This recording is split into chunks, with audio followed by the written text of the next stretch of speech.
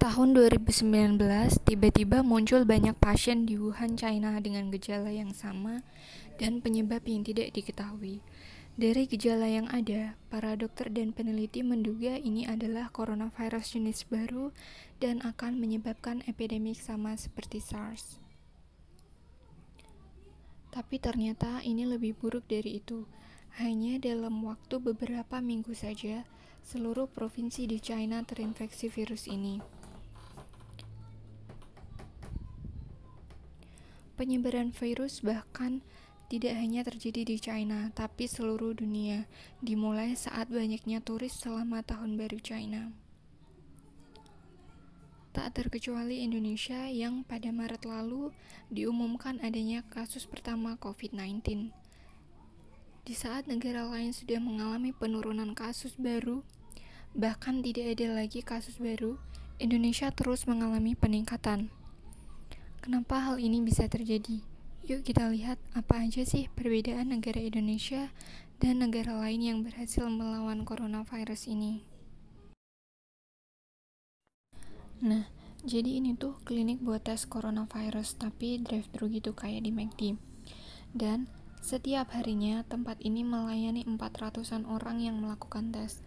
Seantusias itu buat tahu mereka positif atau enggak agar bisa lebih cepat ditangani. Wah, di Indonesia ternyata juga rame. Jadi, warga di salah satu desa di Kediri ini menolak untuk di-rapid test dengan alasan mereka merasa sehat. Padahal tes ini dilakukan karena 27 warganya dari pabrik rokok reaktif COVID. Ingat ya, sehat bukan berarti bebas COVID. Ada loh yang positif tapi tanpa gejala. Apa sih yang bikin takut rapid test? Ini warga Malaysia saat akan memasuki sebuah mall. Mereka membentuk barisan rapi dengan tetap mengedepankan physical distancing. Dibentuk antrian sedemikian rupa agar di dalam supermarket tidak penuh dengan orang dan berdesakan. Dan seperti inilah antrian masuk mall di Indonesia.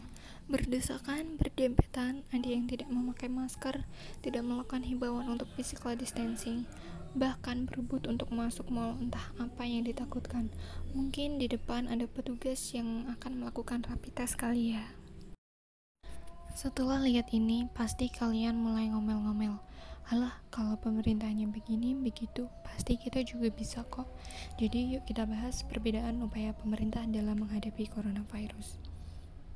Di Vietnam, ada sebuah aturan yang jika kita menyebar berita hoak tentang corona di media sosial atau di media online lain, maka akan dikenakan denda hingga 6 bulan gaji. Coba kalau gaji 1 juta aja, sebulan udah bayar 6 juta cuman gara-gara ngoceh di medsos. Di Indonesia juga sama kok tuh, malah lebih gede. Tapi kok masih ada ya yang nyebar hoak. Di Vietnam, nama pasien COVID-19 dan alamat diungkap ke publik. Hal ini merupakan salah satu penyebab masyarakat percaya kepada pemerintah dan mematuhi segala himbauan pemerintah. Tapi, jika aturan ini diberlakukan di Indonesia, apakah kita yakin untuk tidak mengucilkan, untuk tidak membuat stigma sebagai penyebar virus, untuk tidak mengusir dari lingkungannya, atau tidak menolak saat akan dimakamkan?